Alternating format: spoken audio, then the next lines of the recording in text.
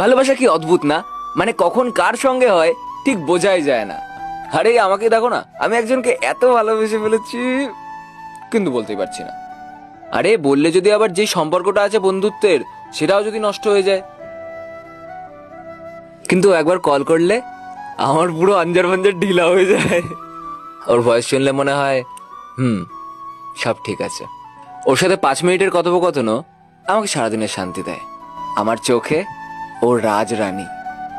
ওকে দেখলেই মনে হয় এর থেকে সুন্দর আর কেউ হতে পারে না, সেটা ক্যাটরিনা কাইফি হোক।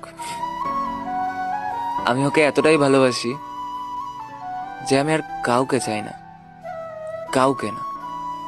কখনো কখনো মনে হয় যে ও কি আমাকে নিয়ে এতটাই ভাবে যতটা আমি ভাবছি।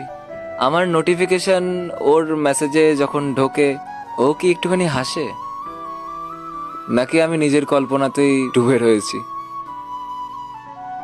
কিন্তু একটা কথা ঠিক, আমি